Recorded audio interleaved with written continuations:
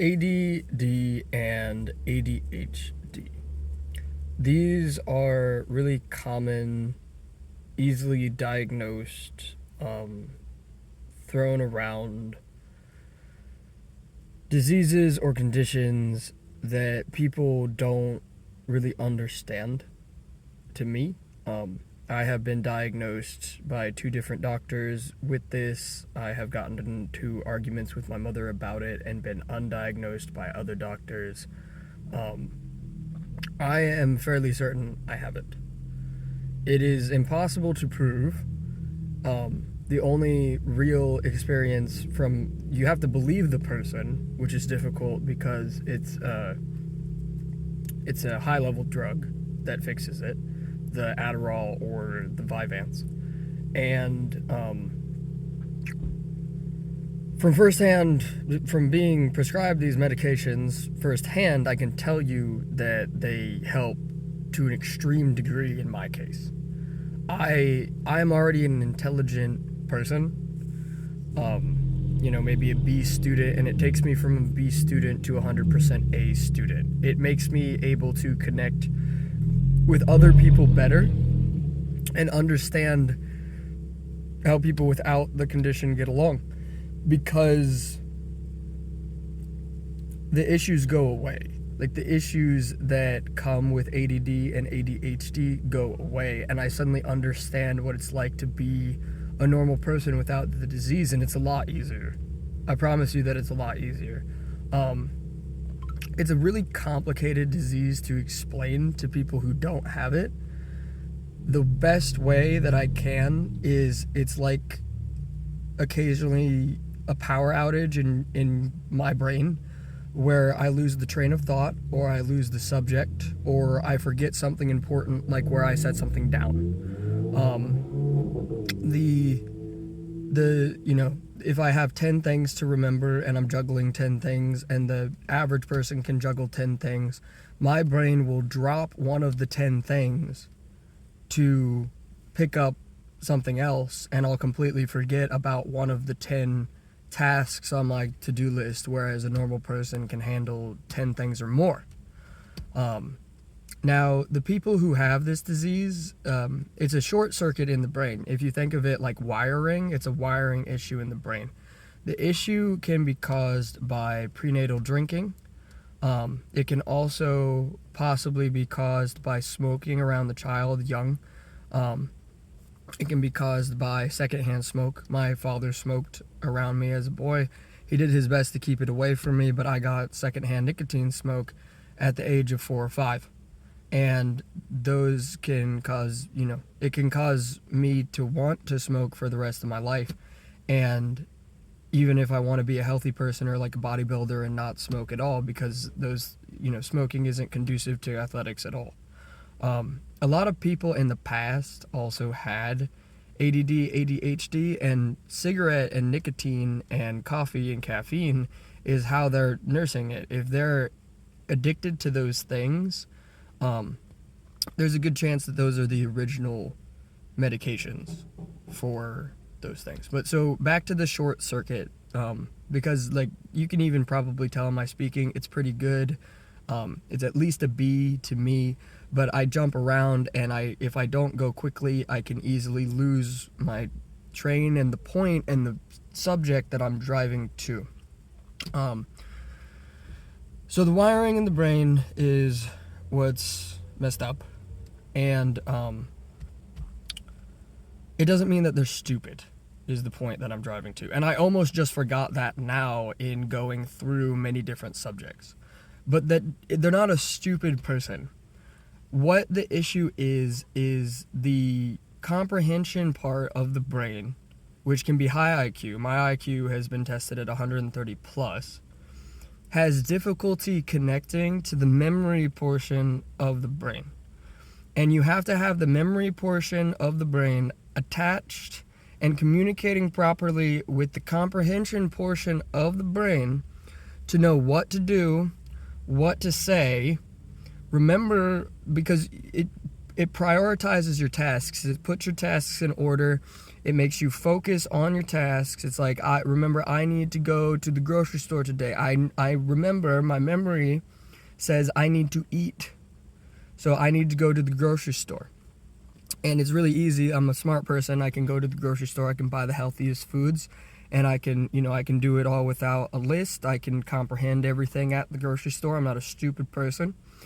But if I have ADD or ADHD, and the memory portion of my brain doesn't communicate properly with the comprehension portion of my brain, it won't matter, because I won't remember that I need to go to the grocery store that day. I won't prioritize that task correctly, and I won't go. I'll forget. I'll go do something else. I'll, put that priority in a different order. And so that's the main way of describing it, of describing the disease, where their comprehension is high. They're successful if they can get to the grocery store, but they might forget a bunch of items at the grocery store. You know what I mean? They can, without the medication, they're very list-driven people. It can be the difference between a server at a restaurant who remembers exactly all of the orders and a pen pad server who has a pen pad and has to write down everything that the table ordered. The pen pad server has a worse memory, even if they comprehend everything, really, really well. So it can take that IQ, that high IQ of like 120, 130, and if you take, specifically for me, I had less side effects with the Vyvanse. That was just my experience. I had more side effects with an Adderall, even though the Adderall is cheaper, because it is an expensive drug that fixes it too. And it can make the kids really sharp too, to the parents, almost bossy, because their brain is fixed. They're dealing with a extremely coherent child as opposed to an unmedicated child who's smart now.